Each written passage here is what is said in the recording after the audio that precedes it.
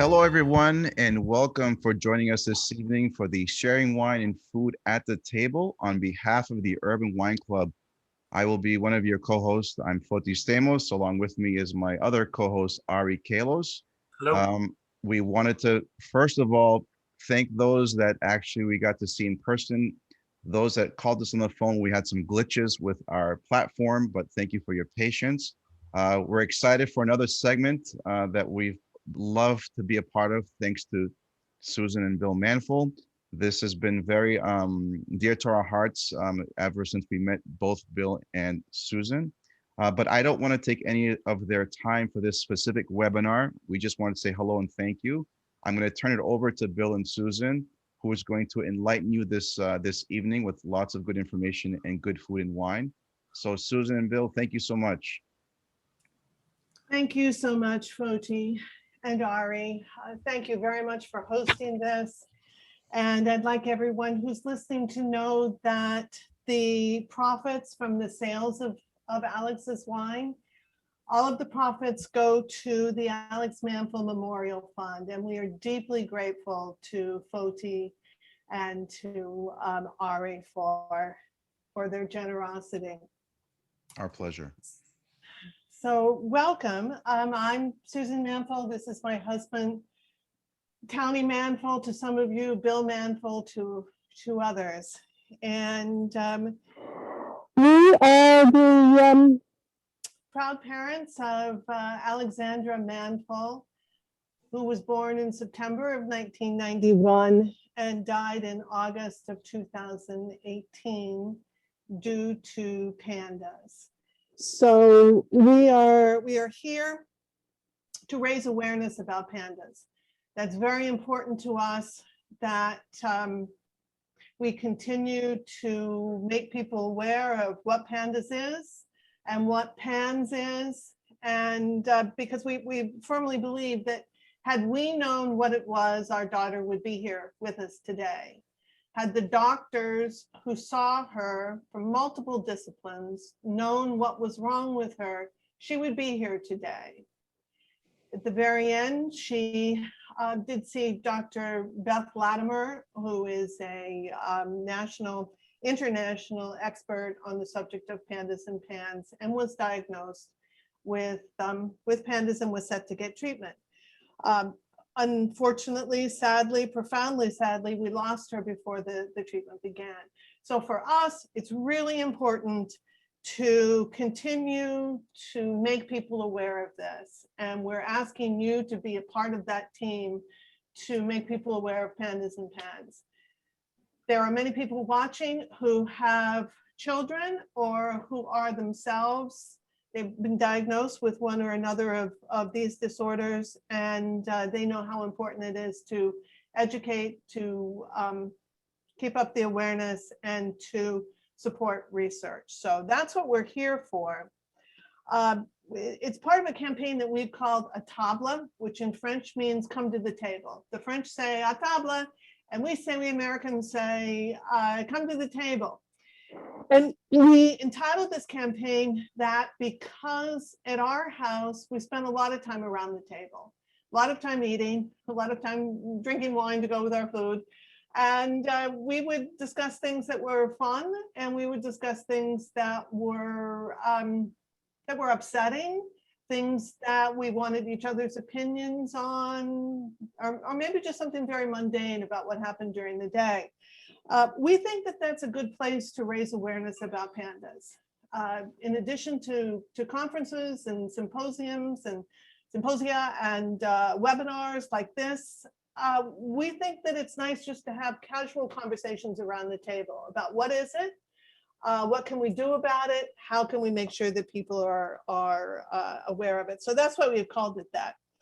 And let me, before I introduce our guest speakers, those who are at the table, so to speak, let me introduce the wine. Many of you have the wine, I know. If you don't, you can order it online or go in. Lisa, I see you have it too. Heidi, you're drinking it. Joanne, you're drinking it. So if you don't have it, you can order it from the Urban Wine Club, or you can go by the cork stop. I see Lorraine there. Hi, and Skip. So you can go by and pick up a bottle. I see so many people whose faces I just adore. Thank you for being here. This is a Château Barbebelle red. The Cuvée is Madeleine. Oops, where are we? Yes. There. And this came about because we asked a friend of ours, Madeleine Premier, who owns the Château Barbebelle in Provence, if she would be willing to make a separate wine for Alex. And she leaned right into this project and has been very generous with regard to her support for this. After we got Madeleine involved, we asked an artist in Provence, Gérard de Sirdi, if he would be willing to create some artwork for the label. And he came up with this painting, which actually hangs in another room, of Alex walking down the very narrow street in the tiny village of Roumorhan in Provence.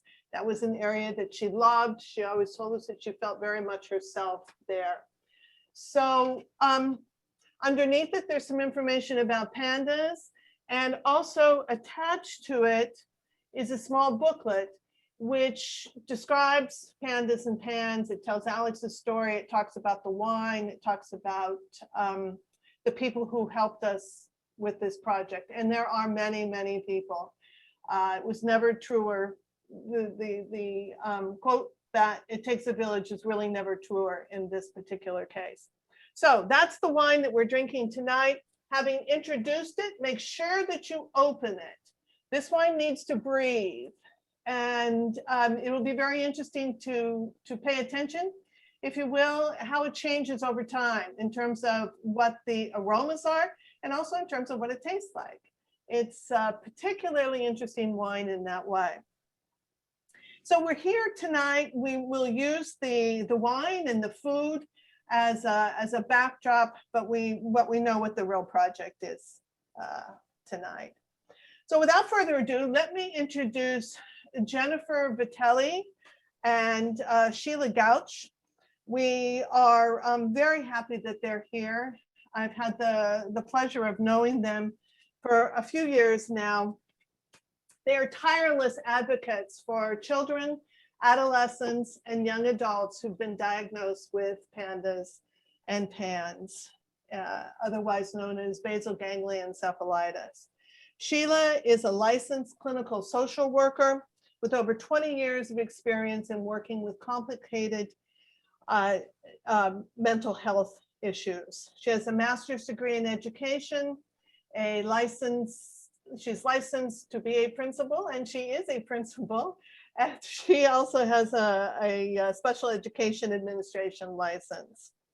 Currently, she's a principal at Dearborn Academy, overseeing grades 3 through 12. She's actively involved in advocacy work, and recently she played an instrumental role in passing the legislation in the state of Massachusetts that requires the insurance companies in that state to provide insurance, and requires the creation of an advisory group. She and Jennifer are here to talk about that. And Jennifer is, they're quite the duo, along with several other people I know who are tuned in tonight, such as Amanda and Blake, for example, and many others. There's quite a team. But Jennifer has a master's degree in business and a long history of organizing and leading and building organizations. I was curious about the organization, the largest recreation department in the state of Massachusetts, overseeing 300 people, and a multi-million-dollar budget. I think if you can do that, you can move the project forward here in raising awareness, education, and money for research. But when she wasn't doing that, she was volunteering for various charitable causes. She is a founding member of New England PANS, She's a founding member and co-leader of the Massachusetts Coalition for PANS and PANDAS legislation. I imagine that Sheila is too, a founding member of that. And very recently, she joined the board of the John B. Cunningham PANS and PANDAS Foundation, a nonprofit that offers hope, health, and support to families. And I'm particularly glad to see that you actually mention adults on your website, that you are advocating for them as well. So thank you. I'm glad that you're here. And once we talk about some food, we're going to have you guys, we're going to turn the floor over to you to talk about this legislative work, really important work that was just done in Massachusetts. David, who is in the kitchen, getting ready to cook. I've known David for 20 years. He is a real Renaissance man. He began his career as a professional musician, playing the bass in Albany. I have never heard him play the bass. I keep asking him, but I haven't heard it yet. But he forged an incredibly interesting path to his current position at the University of Arizona, where he is in the honors school and honors college, and he is the special advisor to the dean there. And when he is not busy with that work, and it does keep him very, very busy, he writes a food blog called Cocoa Lavender. He also writes for me on my blog called Provence Wine Zine. He writes one column a month in which he talks about how food and wine can pair. He's a photographer, he's a writer, he travels, he speaks several languages. He will tell you he doesn't speak several languages, but he does. And he is, I've known him 20 years and have very easily discovered that he is really an incredible human being. He and his husband, Mark, were good friends of our daughter, Alex. She adored them and visited them on their own in Tucson on multiple occasions.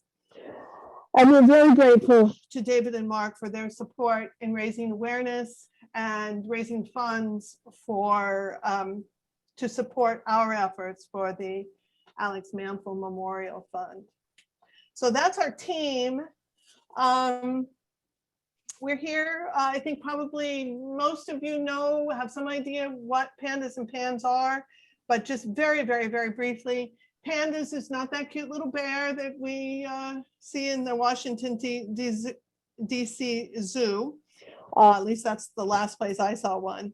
It stands for Pediatric Autoimmune Neuropsychiatric Disorders Associated with Strep. It falls under the larger category called PANS, which is Pediatric Acute Onset Neuropsychiatric Symptom. I'd like to cross the P off of both of those disorders because it is not just a pediatric disorder. It is very clear that it's not limited to children. It can and does surface after puberty for the first time, and it can occur again in young adulthood and in adolescence. PANDAS, as I mentioned, occurs as a result of strep, the bacteria strep. And for PANS, the specific trigger is not specified. It could be a walking pneumonia, could be Bartonella, it could be Borrelia, it could be the common cold. So it's not specified what triggers the autoimmune response in the individual. In both cases, they're post-infectious, they're autoimmune disorders characterized by neuropsychiatric symptoms and probably caused by inflammation, undoubtedly caused by inflammation in the basal ganglia. In the case of PANDAS, you would recognize it by an acute onset, usually, but not always, of obsessions and compulsions and maybe tics. For PANS, It's obsessions and compulsions and severely restricted eating behavior. And then there's an array of symptoms that can be found. The most common ones are separation anxiety or anxiety in general. There's personality changes, mood swings, extreme rage, impulsivity, suicide ideation. There's a whole range of symptoms. Those are just some of them. In terms of behavior, the neurological symptoms may manifest themselves in behavior, and that can include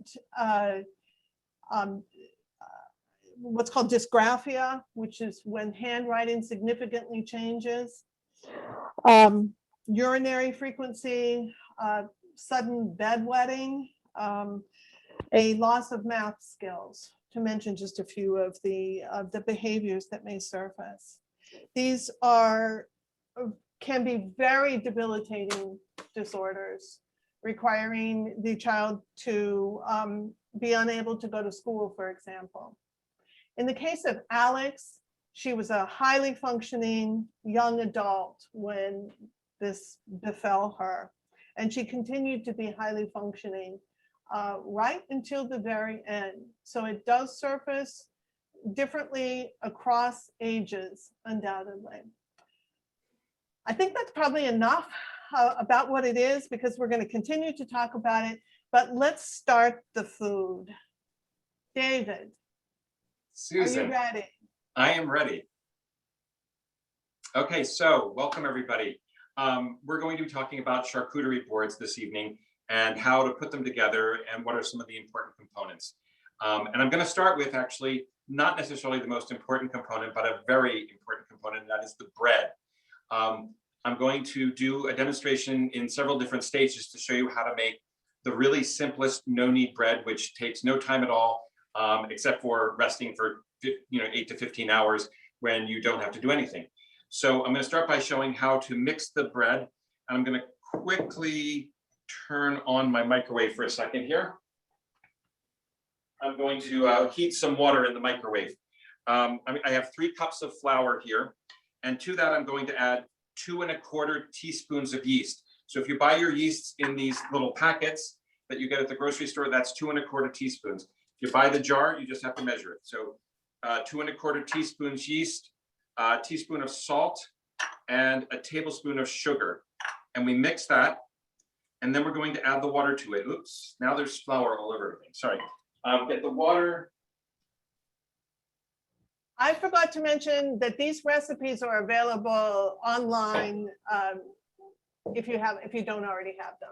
On the Urban Court stuff. Yeah, they're on the website. Stuff. And then, so we're going to add 1.5 cups of water that's been heated to, a little hotter than body temperature, maybe 110 to 115 degrees. And we're just going to mix that. And it looks terrible, and it doesn't look like much of a bread dough. And that's probably the point of this all, is it's going to, I've got the wine in the way, you can't see. It's just going to look like a shaggy dough, and that's what it should look like. And then you're going to cover it. I'm going to finish mixing in some of this flour. You can see that the dough is very, very shaggy. There's nothing special about it. It doesn't even look like bread. It looks like a cake that went bad. We're going to scrape off some of the dough on the spoon, and I'm going to cover this sink, and I have a cover here, and I'm going to just put this back in the microwave because it's a nice still place, and I'm going to let it sit there until tomorrow morning. It can sit up to 15, probably even a little bit longer. David, that was so fast. It really takes no time at all. In the morning, what it's going to look like, I'm going to show you in a couple different segments. Let me dry my countertop here. There's a point where you take the dough out and you do this folding process. So I'm going to do it a little bit backwards, and I'm going to show you what it looks like after it has rested for half an hour while the Dutch oven preheats in the oven. It gets very big. It looks a little bit more like a dough, but it's still very, very soft. And we're going to take this dough. Wait, at what point does it look like that? This is after it's after 15 hours. I have to go backwards. After 15 hours, you take it out of the bowl, and I'll show you that in a minute. And then you fold it a couple times and let it sit for a half an hour while you let the pan preheat. So I've got to take the pan out of the oven now. And it's a Dutch oven. Any kind of Dutch oven will work. You can use a Lodge cast iron oven. This is a Le Creuset. They all work beautifully. They're very hot. It's at 450 degrees. So then we're going to take the dough, and I gotta find my scraper. Here it is. I'm going to scrape the dough, and we're going to put it into the pan. It's going to sizzle. And then I'm going to wipe my hand off, and we're going to put it in the oven. Okay, so we've fast forwarded overnight. We're fast forwarding the overnight. Yeah, the overnight now is sitting to be cooked tomorrow morning, and you can put it in the morning before you go to work and have fresh bread when you get home. And I'm going to cover it. The first part gets covered, and it goes in the oven for a half an hour. You make it look so easy. It is pretty easy. Now I'm going to go back a step and show you what it looks like after it's rested for the 8 to 15 hours. And it really doesn't look like bread at all at this point. So let me show you what that looks like. I'm going to have a lot of bread out. This is what you first see when you get up in the morning?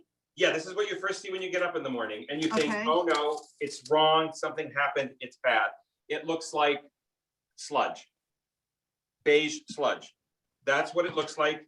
You go in with your scraper, you take it out of the bowl. It's basically punching it down. You take it out, you put it on an oiled board. This board has been oiled before. Get out in the extra pieces. And then you fold it just a couple times. It's very sticky. You can add a little more flour if you want, but you don't need to. And then you're going to put the bowl back on top of it. And this is when we go back. You put the Dutch oven in the oven, preheated to 450 for a half an hour. And then this will rise for another half an hour and then get baked.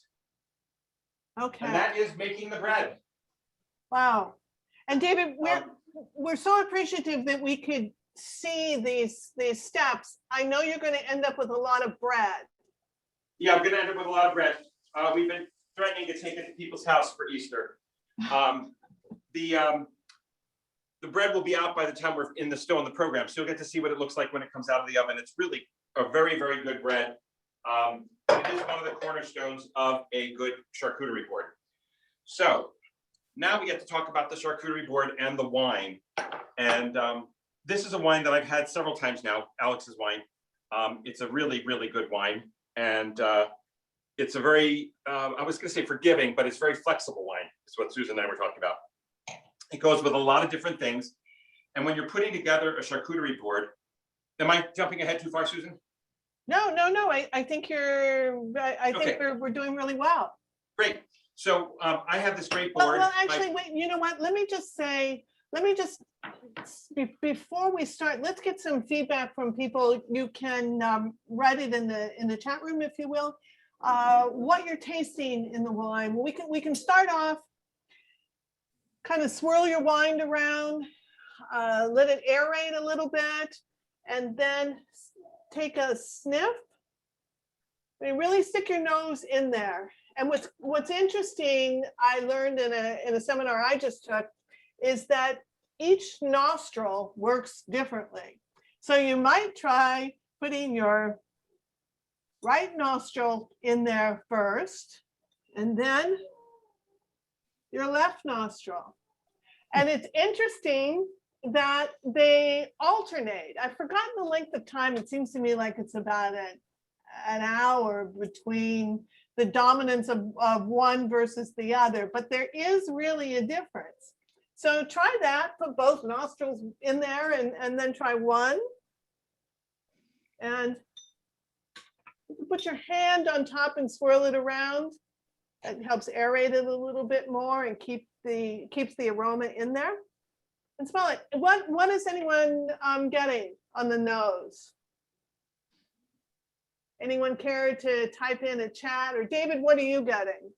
I'm getting a lot of red fruit cherry. I'm getting some dark black cherry. Really nice tannins. It's a medium to light bodied wine. It's not a heavy duty wine, but it's a it's a really nice flavor. What about you, Tony? It's as you said, it's a really very flexible wine, as you'll see when you start to put together the charcuterie. What are you getting on the nose or on the palate? It has a very nice finish as well. It does. You like black fruit, blackberries. Yeah. Yeah.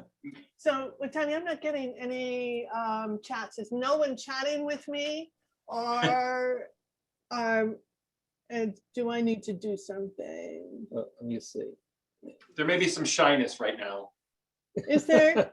Okay, well, maybe a little later after we've had some wine. Amazing how that happens. It is amazing how that happens. So, I have a great charcuterie board. My brothers who are on this call will recognize it as the turkey carving board from the famous Thanksgiving in Vermont that we had. And I absconded with the board afterwards. On the other side, it's grooved for the turkey, but I use it for charcuterie more than I use it for turkey. Sometimes if you have people coming to your home and you have vegetarians and you have vegans, who knows, you can have separate little charcuterie boards for separate parts. These were given to me. They actually look like books. They are the Movable Feast, the Food for Thought, and the Art of Charcuterie. Quite fun to have for this. And you could keep the vegetables and fruit on one, the cheeses on another, and the meats on another, so there's no cross-contamination. Luckily in this household, we pretty much eat everything. So I have my board here. And some basics that I think of for a charcuterie board are cheese and charcuterie, the meats, and some fruit nuts. I generally like to have 3 cheeses. I like to have 2 to 3 meat or charcuterie products. So prosciutto, tonight we're gonna have some truffled mousse pate. Fruit-wise, I have a very interesting, and this recipe is also on the website. It is an apple horseradish jam that I had when I was in Venice, and it is an amazing condiment to go along with a charcuterie board. I have cooked down the apples already. They're quite well cooked. You can see it's basically already sort of a jam, but I'm going to add a tablespoon or so of homemade horseradish, grated horseradish, which is very strong. So you can test it after a tablespoon and see if it's enough. With the fresh horseradish, usually a tablespoon is enough, but you might like it stronger. And so after putting that in, I'm just going to take the, I'm going to take the my stick blender, and I'm going to puree that, or not puree it, I'm going to chunk it up a bit, and it's going to be a great condiment on the board.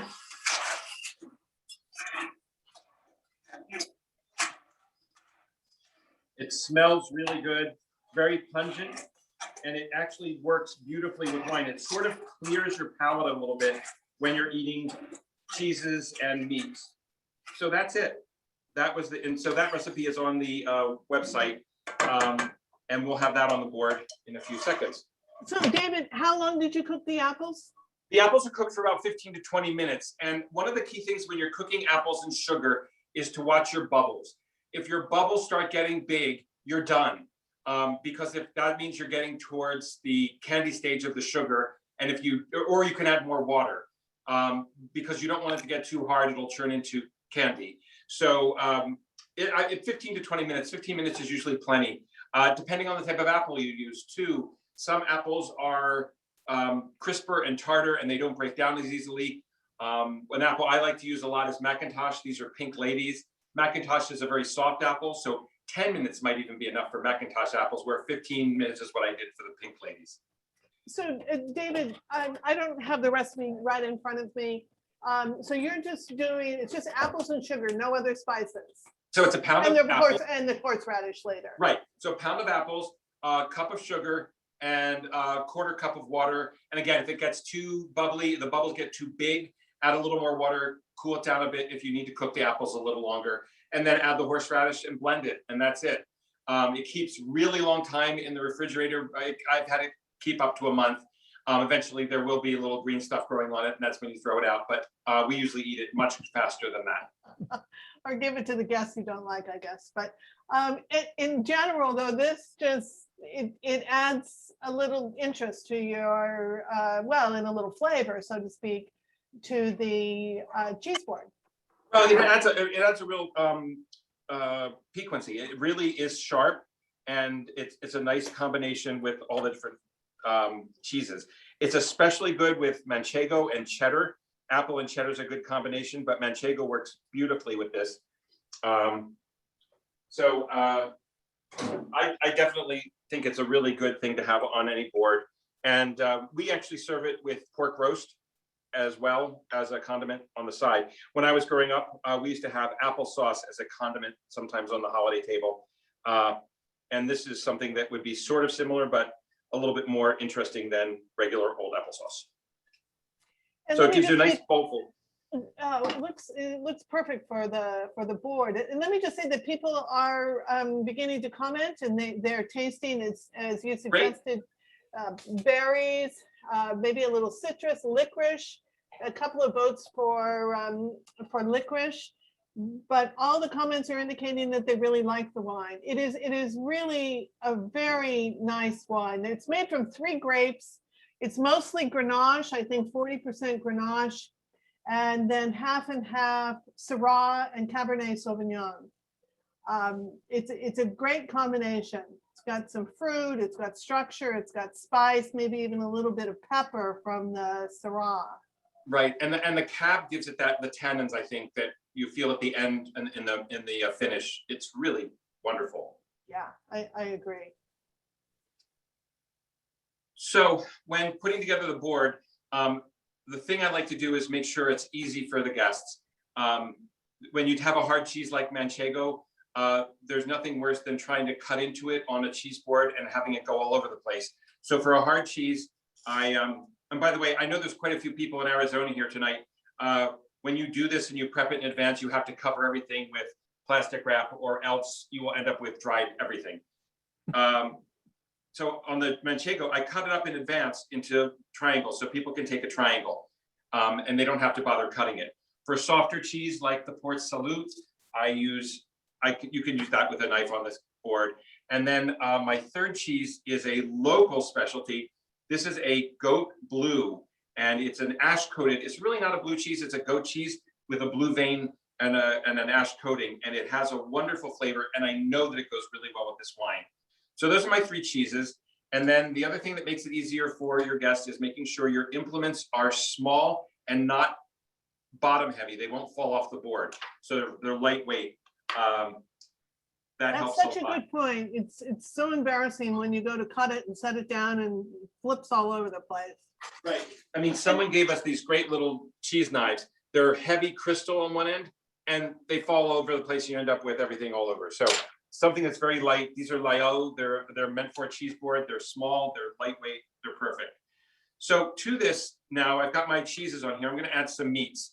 The meat that I'm going to add, one of them I mentioned was the truffle pate. And by the way, all this can be so easily sourced at your local Trader Joe's or grocery store. Nothing has to, you don't have to have a specialty cheese shop. You can just go to Trader Joe's and they have some good cheeses. Their pate's decent. And so I'm taking it out of the container, just kind of loosening it so I can pull it out. And I'm going to put that on the end of the board here.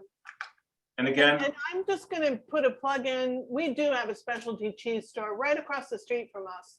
It's called South Street and Vine, and they have many of the cheeses that we got. And I know that they have a manchego. And oh, they do. Yeah. What was the other one? You have a manchego, and I have a Port Salut, and I have the blue goat. I know they don't have that because that is just local. No, they don't. But they have some. They have one of my favorites. They have Humboldt Fog. Yes. Which is a great pairing with this wine. We gave it 4 stars in the I homework would definitely give that. This is similar to a Humboldt Fog, but a little bit more bluey. So with the pate, I'm going to give a little bit of mustard in a little bowl here, so people can put mustard with it, and some cornichon, the sour pickles. You can get those at Trader Joe's. And again, a little fork to pick them out. I'm usually annoying and pick them up with my fingers. I like little spoons. One little hint, when you go to the ice cream store and they have these little wooden spoons, grab a couple extra. They make great little spreaders for your charcuterie table. So I've got some olives. These are Moroccan cured olives. And if you have those, you also need to give somebody, if they're gonna be putting them back on, a little bowl for the pits. And then pretty much this is, I'm gonna add some prosciutto. Prosciutto, I just usually roll up, makes it easy. And also goes really well with this wine, by the way. Did you try it with prosciutto, Susan and Towny? No, we didn't. We tried it with 2 types of salami. And Oh, that's right. also with the pâté de campagne, with the mustard and the cornichons. I think that with the Syrah, with the spicy salami, it's particularly good. Right. So I'm rolling my prosciutto, but you can also just kind of bunch it up and make little rosettes with it. And that works out really well too. So you can have some prosciutto on there. And then I usually just take some nuts or fruit and sprinkle them around. And fruits that go really well with this are, I have great dried apricots, and just putting a couple of dried apricots on the, did I mention I had to wash my hands before doing this? And just put a couple around. Just makes it look a little nice. They get stuck together. And then we'll put some nuts on. One thing about nuts is if you're gonna put nuts out, make sure they're, if they're in their shell, that they're easy to shell, like pistachios. You don't want, I mean, grandma's nutcracker is a really nice thing, but it's really kind of annoying at the charcuterie table. So then I just put some nuts around. And these are hazelnuts. These are pre-roasted and skinned. And all sorts of nuts work well. Walnuts work super, super well. Almonds are a great choice. We had a little discussion about pecans as maybe not the best choice, but they could be for some wines. Yeah, or cashews. Or cashews, yes. Yeah. So there's a pretty nice charcuterie board. This is dinner tonight, and the bread is, put it over here. I often will put the bread separately because there's not a lot of room. If I have crackers, I'll put the crackers in and around. But here is some of the bread that I cut up. And you can see that it's a really nice grain. Susan and Towny, you've had this when you visited. We have had it, and it is easy. I've not made it, but Towny has made it, and it certainly appears to be easy. So what you can do also with the bread is you can vary your flours. Generally 2/3 regular white flour or bread flour, and then you can do 1/3 semolina or 1/3 wheat, 1/3 oatmeal. You can have oat flour. You can have all sorts of different flours in there. You can add herbs. You can top it with salt or pepper, and it's a really nice way to just mix it up a little bit. But that looks super. One thing that we added was a couple of different kinds of olives, and you talked about a tapenade. Right, tapenade is a really great. And I didn't talk about taste and texture. You want to make sure you have varied tastes in their cheeses. You don't want 3 different kinds of goat cheese. You want to have different things. So there's some different palate choices. You also want different textures. You want a soft cheese, a medium, and a hard cheese is usually a really good way to look at it. And then you can really have a lot of fun with all the different other parts of it. You can add vegetables. I generally don't add vegetables, too healthy. I kind of like the way it is here. And that's, I think, what I have. It looks terrific, and you've chosen all of the things that we chose, because again, I think that this is a wine that goes with many different kinds of cheeses. Towny and I tasted, I don't know, 14, 15 different cheeses. And there was only one that didn't really go with the wine. It was a very, very ripe Red Hawk. Was that it? Yep. Oh yeah, Red Hawk, yeah. A strong cheese. And so this is a relatively young wine, so you don't want a really aged cheese. We did have a 3-year-old Gouda, and that went really well. I think, but you wouldn't want something really aged. Do you think, David? I don't think so. I think the most age you would want to get was something like the blue. Any kind of blue veining is an aging, but it can. That's a really good way to go. But I would think the stinky cheeses would be a good way of the really aged cheeses that have that really ripe, wonderful smell. Needs a stronger wine. Exactly. Yeah. But you know, everything, even if I didn't think it went terrifically well, I mean, nothing clashed. I also wouldn't put a real fresh cheese here, like a fresh goat cheese, but it would not, I mean, it would still work. If that's what I had, I would certainly eat it, but I wouldn't choose it. It depends. I mean, I would also say some fresh cheeses would work, like burrata worked really well with this wine. Ah, okay. And so I know we've had burrata and tomatoes with this, and it's a great combination. But goat, just plain chèvre, could be a little bit off for it. I think you're right. Yeah. So, this was one of Alex's favorite wines. It is still available to answer your brother's question, David. It is still available. We did sell out of the initial import back in July or August. We sold out in the same day. But we do have more, and it is available, as I said, at the Cork Stop and Urban Wine Club.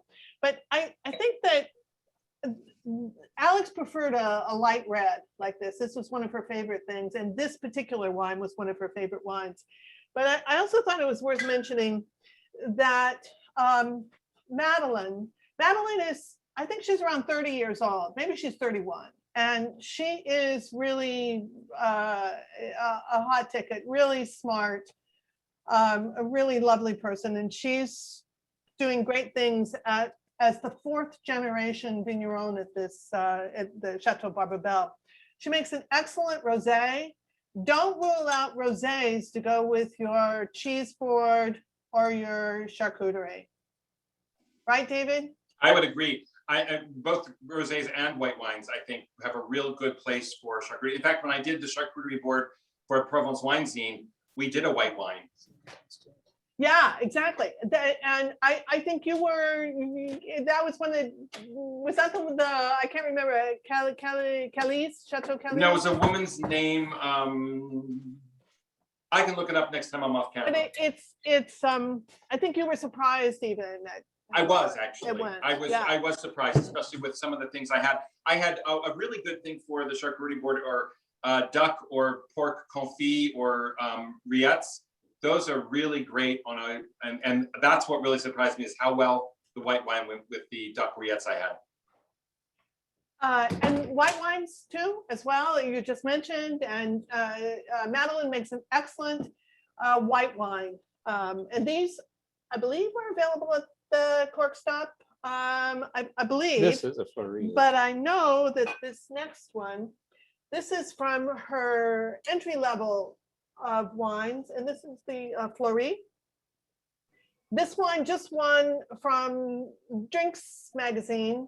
Drinks Decanter, the best rosé of the year last year, and it's very inexpensive, and it really is terrific. It was wonderful. It's being tested this weekend.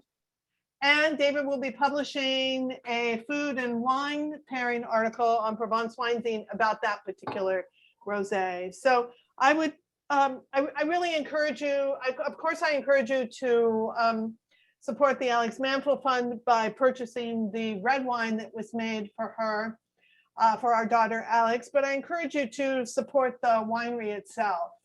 She's just been incredibly generous. She's wonderful. And by the way, what kind of fundraiser would I be if I said, you know, you don't have to just buy the wine to support the Alex Manfull Memorial Fund. You can actually just write a check. Ah, that's true. Easier for me to say than you, but. And the wine bottle is so pretty. I just kind of want to give a shout out to a pediatrician in Massachusetts, Dr. Melissa McCormick, who was on our first food and serving food and wine at the table.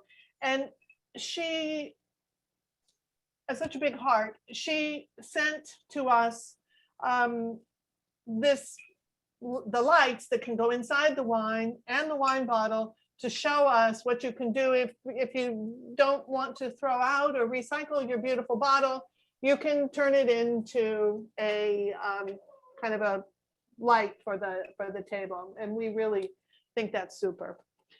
Those lights are available at Amazon if you're interested. So David, we're ready. We're going to kind of wait. So in the meantime, I was going to say, I'm going to say one thing about bread, a couple of things about bread if I can. Do you mind 2 seconds? Yes. Okay, so the bread is in about 7 minutes. I'm just going to reach in the oven and take off the cover. And that's going to go for the last 15 minutes uncovered. And that's when it's going to really brown nicely and get that really good crust that we love. The reason you do it in the Dutch oven is it creates a steam oven for it. When my mom used to bake French bread, she would put in a tray of ice cubes underneath the bread, and that would steam the oven and give you a really good thick crust. And that's what the Dutch oven does for this. Also, when I raise the bread, the first part, the 15 hours, I put it in the oven to raise. I turn on the oven for a couple seconds and let it warm up, and then I let it go for the 12 to 15 hours or whatever. I sometimes have forgotten that the bread's in there, and I go to preheat the oven, and the oven goes on to 450, and I end up with plastic wrap or plastic covers all over my bread dough and have to start over again. So I have created a little note that I leave for myself. This is the most important hint I can give you that says bread in the oven, so that when I go to the next morning, I'm in my stupor, I don't actually turn on the oven before I take the dough out. Well, good to know that things like that happen to real chefs and not just people like me. Yes, the linguistics are quite impressive then, if you think I speak other languages. All right, so while we're waiting for your bread to come out, I think that we have, I think I've answered most of the questions there. The wine is available at the Urban Wine Club. The Madeleine, I believe that I don't know, Fudi, maybe, or Ari, maybe you can tell me if you're talking about both. I know the Fleury is available there. Do you have the white and do you have the rosé from the Madeleine Cuvée? Maybe you can let us know. So we have plenty of the Cuvée Rouge, Okay. which is wine, plenty of it, always in stock. And as far as the rosés, we are waiting for the 2020 vintage to arrive. It's supposed to arrive maybe in the next week to 10 days, according to Patrick Walsh. We do also have the Fleury of the 2019 vintage. I would like to say, though, that some folks, there's the way that things are presented, want the fresh rosé, the one that's just really recently released. But I have to say, even the ones that have been around from 2019 have actually developed really nicely. So don't hesitate to drink 2019 rosés as well. I couldn't agree with you more. And it was the 2019 that got the best rosé in the world, according to Decanter. Also, 2019 is recognized as being one of the best vintages Yes. out of Provence. So if you can get a 2019, So I would go with that. if you were to order currently on Urban Wine Club for the Barbebelle Fleury, you will be receiving the 2019 at the moment. And that's what you want, guys. That's what you want. It's great. Yeah. And David will be, again, writing something for Provence Wine Zine about that wine, and he has the recipe for the meal that he paired with it will be on his blog, Cocoa and Lavender. What was the recipe again? What's the meal, David? It's a frittata. When I go to the farmer's market, I buy the fresh onions. Now that it's spring, we get the spring onions with the long, skinny tops. So I just chop the tops and saute them, and that's the basis of the frittata. So it's onion tops. Okay, perfect. All right, so watch for those. Without any more discussion on my part, Jennifer and Sheila, if you could tell us a little bit about this legislation and how that will impact families in Massachusetts who are battling pandas and pans. Thank Sure, you. Thank you, Towny and Susan. First, thank you so much for sharing your extraordinary Alex with all of us. Through your advocacy, you're undoubtedly changing the world. So on behalf of everyone here and the Pandas Pans community, thank you from the bottom of our hearts. S2984. Victory, January 1st, Governor Baker here in Massachusetts passed it into law. And it was a victory for not only the Pandas Pans families, but also the treating physicians whose hands were tied. And what this law has done has now put the medical treatment back between the patient and their doctor. And it mandates private insurance companies to cover Pandas Pans treatment. Huge victory in Massachusetts, first insurance mandate to pass in 8 years. And also it established a Pandas Pans Advisory Council in Massachusetts, which it's Department of Public Health Advisory Council. And to us, that's kind of the long game. Like the bill is going to take care of our most critically ill Pandas Pans patients, but the advisory council, our hope is, will really start changing the discussion and the path for mental health here in Massachusetts. Sheila, do you want to add to that? I think you did a great job. That was really comprehensive. Yeah, we're really excited. It was definitely down to the wire, and just to be able to get both in, I think we really had a strong legislative team that was really excited about it as well. And it was just all momentum from families and caregivers, and it was really an amazing grassroots movement. So, and you all helped. So, Susan and Tammy.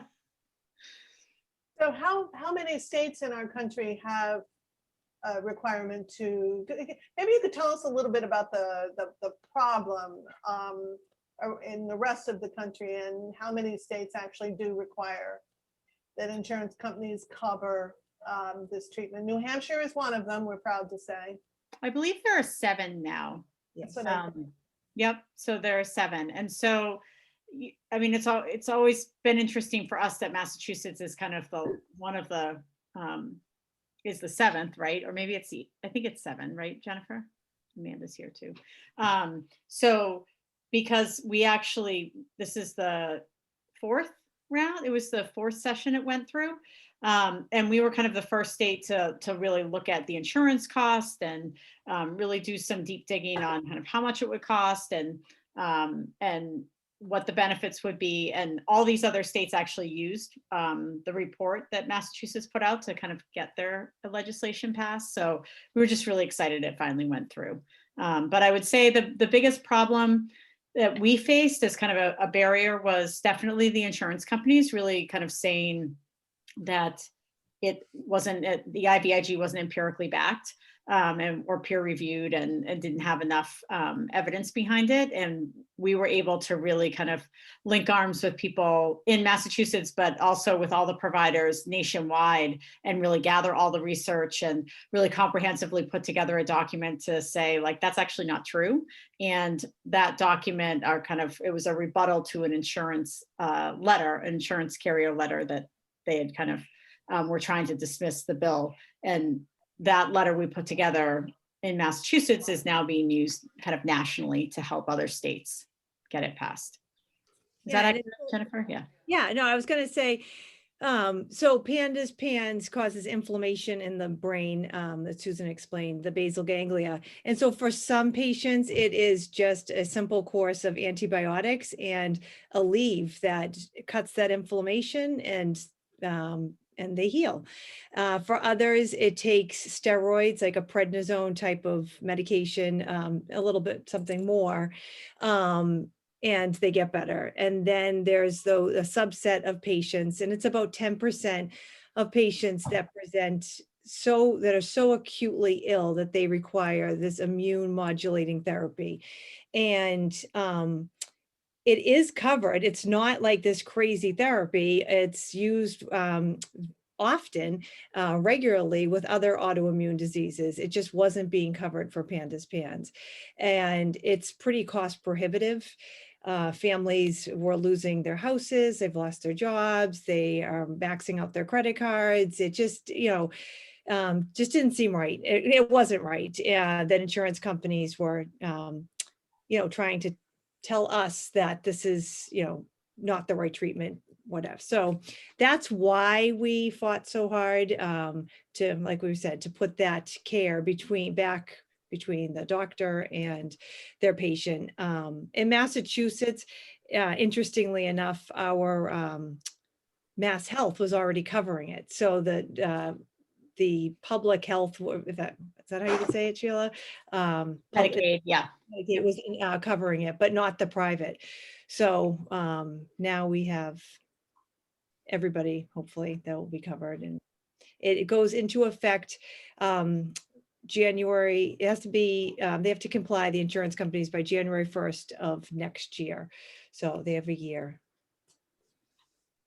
And the advisory board, to kind of pick up on what you started to say to begin with, that PANDAS and PANS can be treated effectively if caught soon enough, if recognized, if diagnosed, and it can be treated with another, effectively with another course of antibiotics, or with something or with something as simple as an Advil, or steroids, if you have to go further than that. And so with the advisory board, as if I recall correctly, you're going to be doing some awareness sorts of campaigns. Is that right? Yes. I mean, our dream, like Sheila and I were dreaming, and then we were so blessed that we had senators and reps that got right behind our dream, was to be able to, when somebody walks into a pediatrician's office or to a doctor's office and they have a change in their mental health status, that they are ruling PANDAS PANS out, right? And how do we get that done? If we need to make the conversation bigger. And so the dream was to get this advisory council where we could start making discussions and recommendations to the Department of Public Health on practice guidelines, screening protocols. The other things that will be looked at by the advisory council will be mechanisms to increase clinical awareness and education, along with outreach to educators, parents, and development of a network, like a PANS network. So, I mean, right now, if one of us brought our spouse or loved one into an ER and they had a change of mental health status, they would run a urinary test to see if you had a bladder infection or UTI. It's standard care. And unfortunately, what we found with our children in the pediatric and young adults, that this happens and they end up in the emergency rooms and they're being relegated to a psych floor, and they're not looking for that underlying infection. They're just treating the symptoms. So that's our dream here in Massachusetts, and hopefully spread it across the country, is to change that path. Yeah, I think that's so important. In the case of Alex, she did go see psychiatrists and psychologists, and she was routinely diagnosed with OCD, which of course her presenting symptoms were obsessions and compulsions. But no one ever asked her if she had had a recent infection of some sort. Did you have strep? Did you come in contact with a tick? No one asked her about her medical history. So I even had her go see a psychiatrist who I know here, and he did not ask her anything about her medical history. And that's the awareness has got to increase in psychiatrists, psychologists, and other kinds of mental health workers who are seeing these patients in their offices and not inquiring about previous medical conditions. Well, right. And we know, I mean, Susan, just you and I as mental health folks, right? Like, we know that our first obligation is to rule out medical. So we shouldn't be diagnosing anything else without rule outs, right? And so it's actually really important that we establish what that medical rule out is and how we do it, right? In this case, so that it's always a question when a child or a young adult presents, or an adult, even, I think. Exactly. So you guys are doing some things at the national level too. Do you want to talk about that a little bit? So yes, and I know Amanda Crowley is here as well, so I'm And not so sure. I don't know, Ari, maybe if Amanda wants to talk, maybe we can open her. Yeah, because microphone. Amanda, Jennifer and Amanda and Blake and I have all kind of worked together the last couple of weeks to really get the language that Amanda really went with her father, Terry, who I think is on here as well, right, Amanda? I Yeah. think he is. Yeah, so which is amazing. It is amazing. And we're I was so happy to hear that from Amanda. Yeah, so grateful that he can join here as well. So yeah, so Excuse me, one second. Yeah. Ari or Foti, are you there so that we could turn on another microphone? Yes, we are. Who would you like to turn on? Amanda Crowley? Amanda Crowley. Amanda's iPhone. Amanda's iPhone, that's it. Okay.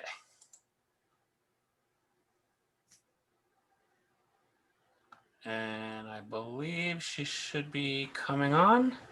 Okay. Amanda? Hi, I'm here. Hi, Amanda. I'm not super prepared like the rest of you, but thank you. This is just an amazing series of events, and that you're hosting, Susan and Towny, and the wine is absolutely lovely.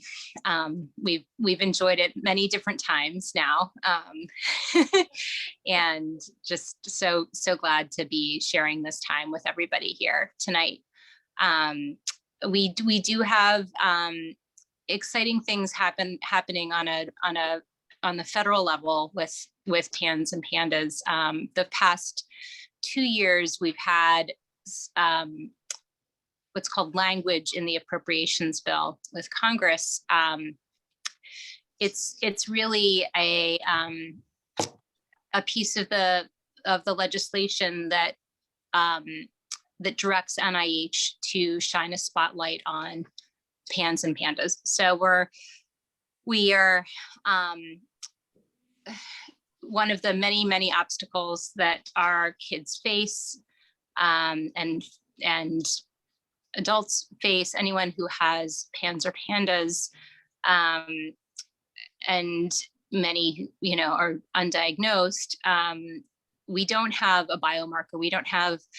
We haven't discovered the mechanism for this condition. And so it becomes a clinical diagnosis. It's hard for a pediatrician, any kind of doctor to just say, yes, you have this, or no, you don't. And we need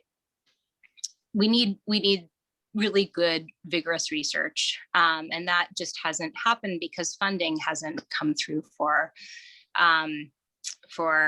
this condition. And, there's many other kind of orphan conditions or rare diseases that fall in, and especially those that are thought to be, or have been thought to be psychiatric in nature, that in the that actually are biological. I think actually everything is biological, but we're finding out more and more about these conditions. So we've now lived through a year of COVID. We know what happens with post-infectious conditions. We think this is the time for NIH to step up their funding. We think we have a condition that actually sheds a lot of light on other post-infectious conditions, including what happens with COVID, and it could really inform what the research is looking at across the board. So we're hoping Congress will say yes to putting some more language in the appropriations bill this year. We're reaching out to members of Congress right now and asking that they submit the language. We have people across the country helping out with this, and we're grateful for Susan and Towny who have spread the word, and other people who are on the call tonight, other leaders from other organizations.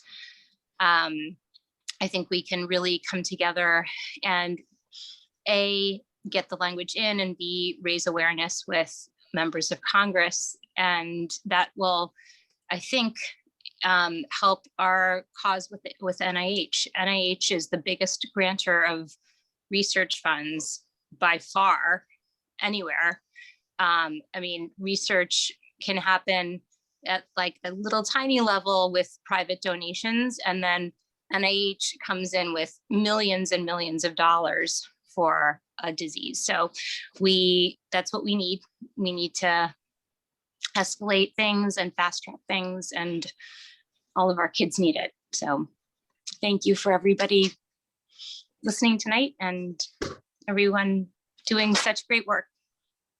And you and Jennifer and Sheila and Blake are doing phenomenal work. And just another shout out to your dad.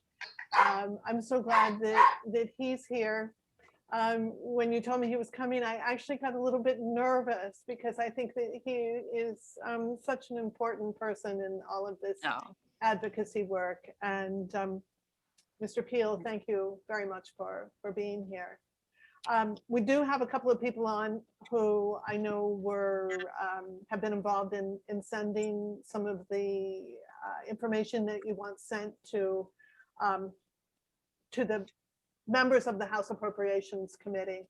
And so thank you, James, for making that happen. I know Diana Pullman, who is the executive director of PANDAS Network, is in the process of sending something to her representatives in California. If you would like to be involved in some way, please let me know, and I can, if it's okay with you, Amanda, forward that information that you had sent out.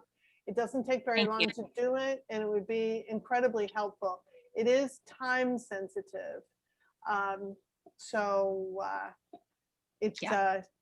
Let me know right away and we'll do that. So thank you for, thanks everybody, for all of that. And I think that with that, it's probably about time for David to take the bread out. The bread is coming out in 12 seconds. In 12 seconds. So then let me just say that, yes, we do have, it's not a puppy. Penny, who's Alex's dog, is, she's too old to be doing this. She's probably 9 years old and she's making lots of noise because she's like a child. We're looking at something else, so she wants our attention. And here she is. Yeah, thank you. That's who you heard, Mark. All right. Hold on just a second. Because I had so many loaves of bread, I have to get the next one in. Ah, well, I wish that we were your neighbors. I wish you were our neighbors too, but our neighbors are going to get lucky this Easter. Okay.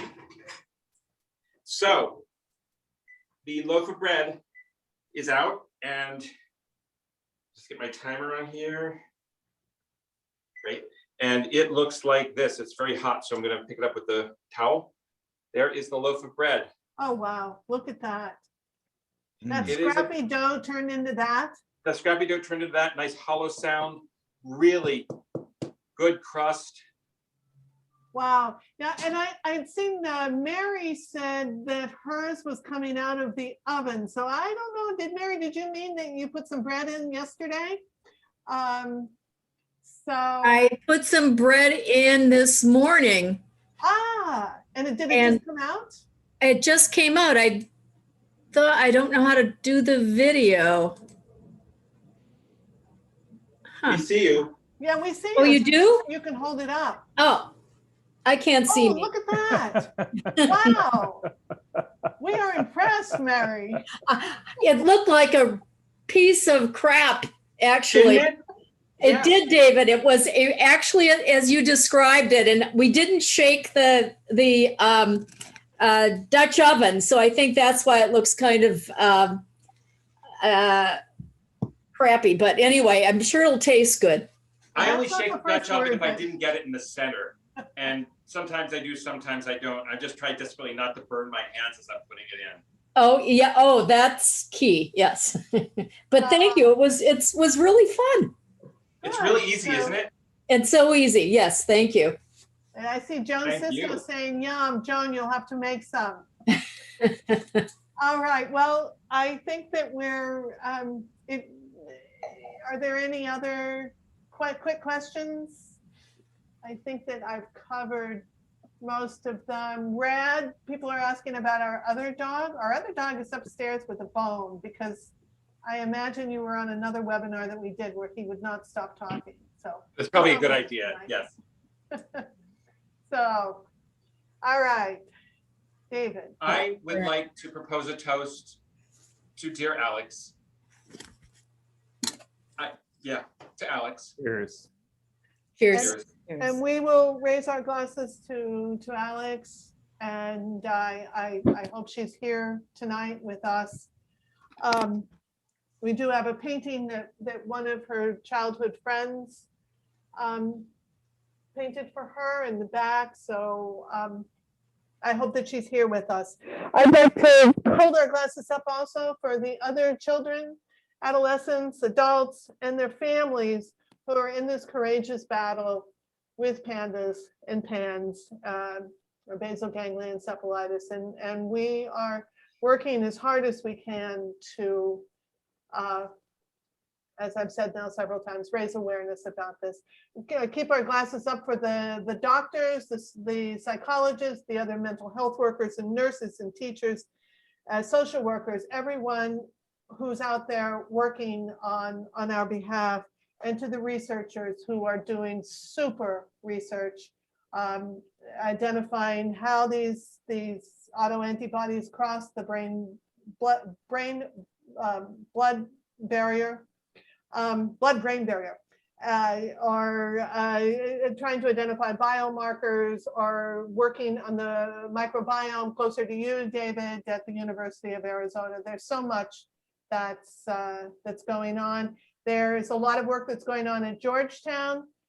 We donated Alex's brain for research, and they will begin that work very soon at the brain bank at Georgetown University under the guidance of Dr. Brent Harris. So to him and to everybody else who's working on this, thank you.